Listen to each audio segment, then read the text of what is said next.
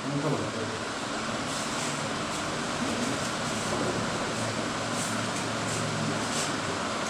Welcome YouTube online classes.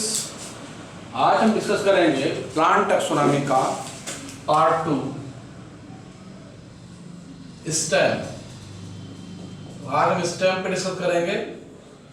तो देखा जाए कि कल हमने रूट पे बात की थी, तो रूट से ऊपर का भाग जो एरियल पार्ट होता है स्टेम कहलाता है। Leaf bearing structure is called stem और सूट।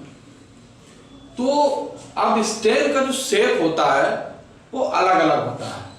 अगर हम बात करें स्टेम का टीएस अब काटेंगे तो हमें कुछ स्टेम का सेक्शन इस तरीके से दिखाई देगा। इस कॉल्ड राउंडेड इसको कहते हैं।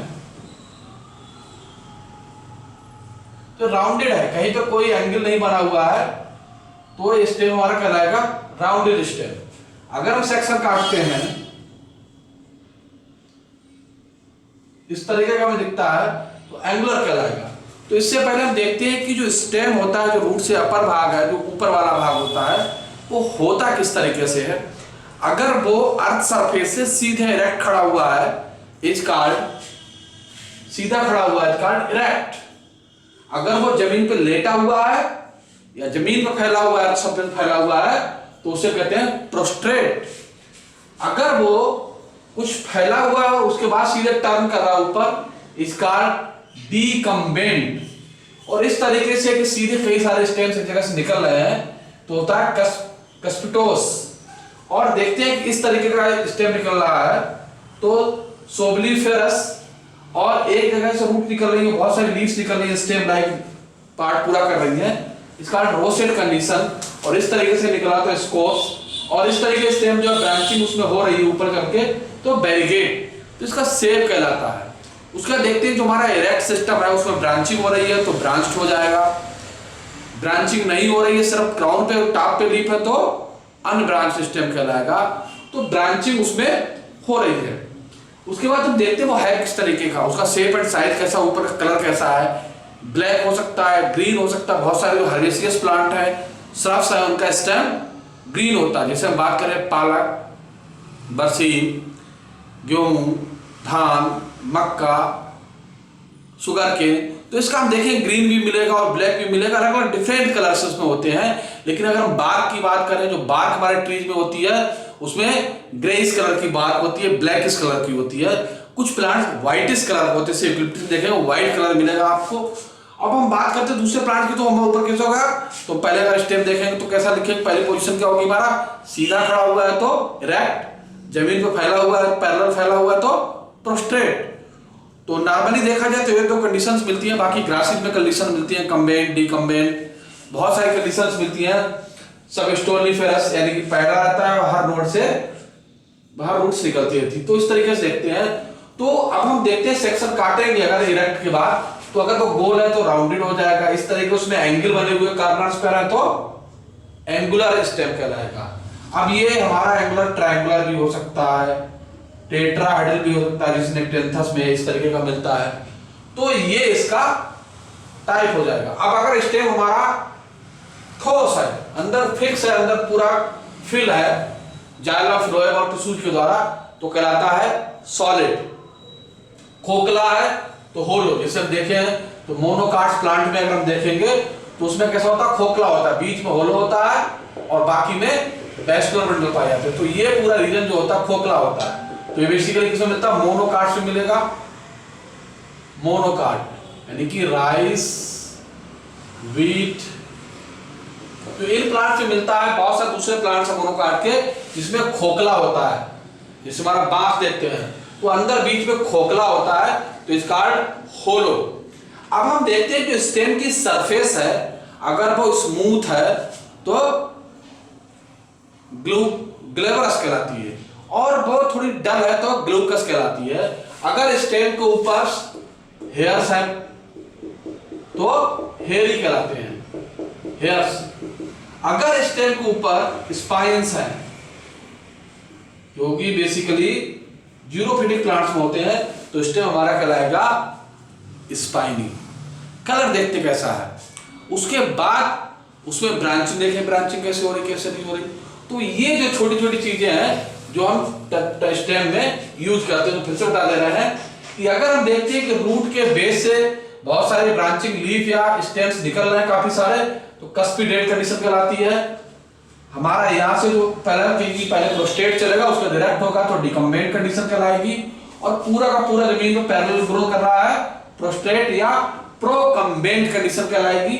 और इस तरीके से अगर निकल रहा है कि ब्रांचिंग ऊपर सरफेस पे हो रही है, फिर कुछ दूरी के बाद उसमें ब्रांचिंग शुरू हो जाती है और एक मतलब घनी डेंस ब्रांचिंग हो रही होती है, तो बैरिगेट कंडीशन कहलाती है। इस तरीके से कि बेस से लीव्स निकल रही है और लीव्स के बीच से स्टेम निकल रहा है तो स्केपोस कहलाता है। और यहाँ से स्टेम ना निकल के स्टेम बहुत छोटा सा पार्ट होता है, लीफ ही केवल पाई जाती है, इसका रोड शेप कंडीशन और सबनिफेरस। अब हम देखते हैं कि जो प्याज हमारा होता है, ओनियन जो होता है, उसमें तो स्टेम होता ही नहीं है। उसमें स्टेम क्या होता है कि एक स्केल कवरिंग लाइक स्ट्रक्चर में कन्वर्ट हो जाता है, इसके कहते हैं स्केल्स, और नीचे क्या होता है तो स्टेम को बोलते हैं बल्ब्स। उसी प्रकार से देखें कि जो हमारा पोटैटो होता है उसमें जो स्टेम होता है बेसिकली ट्यूबर फॉर्म में पाया जाता है, ट्यूबर फॉर्म में इस तरीके से पाया जाता है और उसमें बीच बीच में भरा रहता है, ऊपर निकलता है, तो ये अंडरग्राउंड स्टेम हो जाता है, मॉडिफाइड स्टेम होता है। उसी तरीके से हम बात करते हैं राइजोम की, तो उसमें हल्दी है, हमारी अदरक है, तो उसका जो स्टेम बेसिकली होता है वो अंडरग्राउंड होता है। तो जो स्टेम सॉइल के नीचे या सॉइल के लेयर के नीचे पैरेलल ग्रो करते हैं, इसका राइजोम्स कहलाते हैं। तो उसमें बहुत सारे दूसरे हाइड्रोफिटिक प्लांट हैं जिनका स्टेम ग्रो करता है। दूसरा स्टेम में हम क्या चीज देखते हैं कि जो स्टेम होता है जहां से लीफ निकलती है उस पार्ट को कहते हैं नोड, और जो लीफ या दो ब्रांचों के बीच के भाग को जो पार्ट होता है इसका इंटरनोड।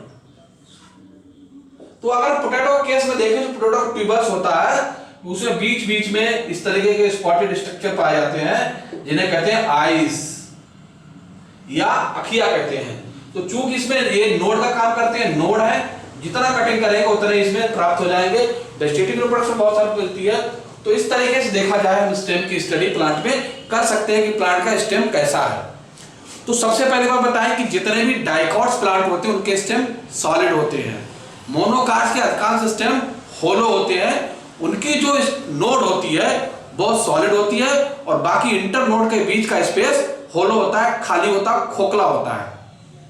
कुछ डाइकॉट प्लांट्स भी जैसे कि ब्रेनोक्लेसी की फैमिली के प्लांट लेंगे वो भी अंदर से खोखला मिलेगा, उस पर से स्मूथ मिलेगा। इसी तरीके से चीजें रहती हैं। स्टेम कवर्ड भी होते हैं, बहुत सारे हेयर से कवर्ड रहेंगे।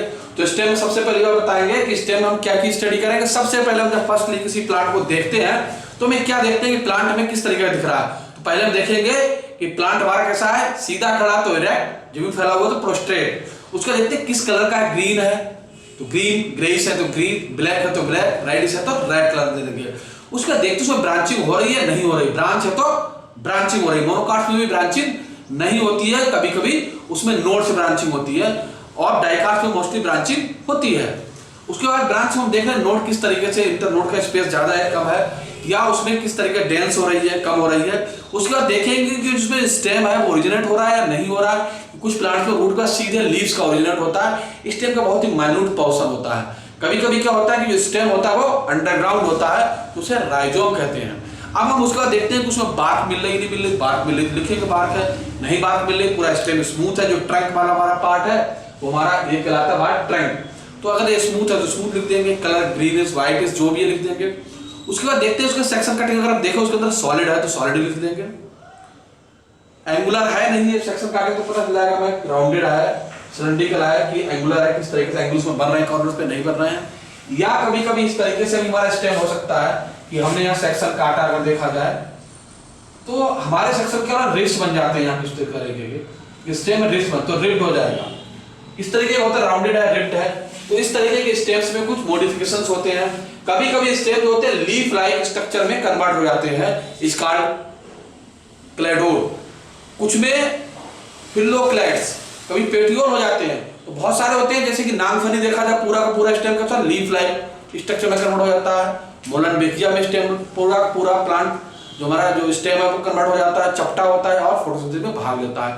तो बहुत सारे प्लांट्स के स्टेम जो है फोटोसिंथेसिस में भाग लेते हैं, बहुत सारे नहीं लेते हैं। अब हम बात करें अगर मोनोकार्ड्स में अगर देखा जाए तो डाइकार्ड में तो नोड इंटरनोडल में स्पष्ट पता लगती है एलिप्स कहां निकल रही है, लेकिन अगर मोनोकार्ड में एक दूसरी इंपॉर्टेंट बात है कि उसके जो बीच का होता है इंटरनोड, ये होलो होता है और जो बीच का पार्ट है सॉलिड होता है। यहां पर वो चाहे हमारा बैम्बू हो, चाहे राइस प्लांट हो, चाहे कोई प्लांट हो, तो ये सॉलिड होगा, बीच का पार्ट होलो होता है। इस तरीके से यहां पर उभार बन जाता है, जहां पर नोड होती है वहां पर कुछ रिजिड बन जाते हैं, उभार बन जाते हैं। इस तरीके से पता चल जाता है नोड और इंटरनोड। लेकिन ये जो फैसिलिटी है ये डाइकास्ट प्लांट में नहीं पाई जाती, सीधे डायरेक्ट नोड और हमारा इंटरनोड के बीच लीव्स वगैरह फॉर्मेशन होता है।